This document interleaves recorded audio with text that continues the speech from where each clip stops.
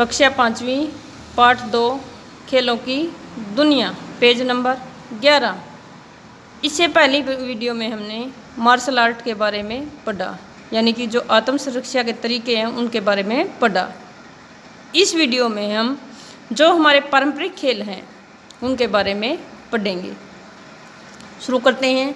भारतीय martial art के अलावा कुछ पारंपरिक खेल भी हैं, जैसे गिल्ली डंडा, कबड्डी, खो खो, आँख मिचौली, स्टापू, पिट्ठू, पतंगबाजी, कुश्ती, तलवारबाजी, नटों के करतब आदि। जो भारतीय मार्शल आर्ट है इसके बारे में हम पहले पढ़ चुके हैं। इसके अतिरिक्त कुछ परंपरागत जो पुराने समय से चले आ रहे हैं खेल भी हैं, जैसे कि गिल्ली डंडा। गिल्ली डंडा जो लकड़ी की गिल्ली होती है और लकड़ी का ही डंडा होता है, इन दोनों को के साथ जो खेल खेला जाता है। कबड्डी है, खो खो है, आँख मिचौली जो आँख पर कपड़ा बांधकर खेल खेला जाता है। स्टापू है जो ज़मीन पर बॉक्स बनाकर डब्बे बनाकर स्टापू के साथ खेल खेलते हैं। पिट्ठू का खेल है।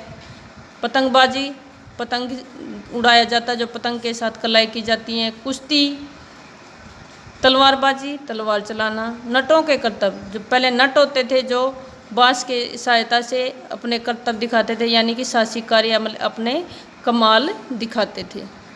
इनमें से कुछ ऐसे खेल हैं जिनके स्वरूप में अब बहुत परिवर्तन आ चुका है, जैसे तलवारबाजी। लेकिन इनमें से कुछ खेल ऐसे हैं जिनके रूप में अब समय के साथ साथ बदलाव आ गया है, बदलाव। जैसे कि तलवारबाजी, तलवार चलाना।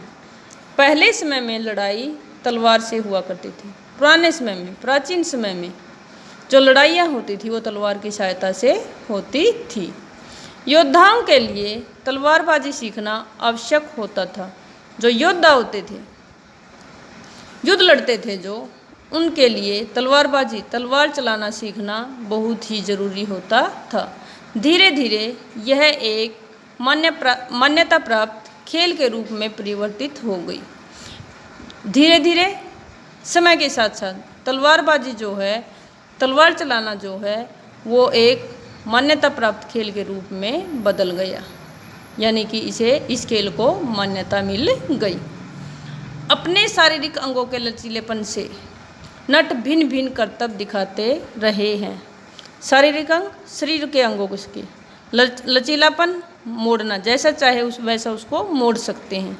नट जो खेल दिखाते हैं, अलग अलग प्रकार के करतब कमाल दिखाते हैं।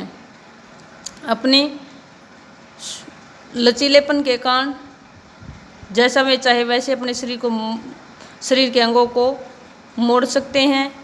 उसके साथ नट जो है अलग अलग प्रकार के वीरता के कार्य दिखाते रहे हैं।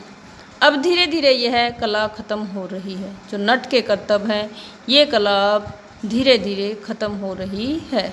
नट गजब का शारीरिक संतुलन बनाते हैं। अपने शरीर का वो एक अनोखा शारीरिक संतुलन खेल दिखाते हुए बनाकर रखते हैं। आधुनिक खेल जिम्नास्टिक में भी खिलाड़ी अपने शारीरिक संतुलन, लचीलेपन व दमखम के आधार पर इस कला का प्रदर्शन करते हैं।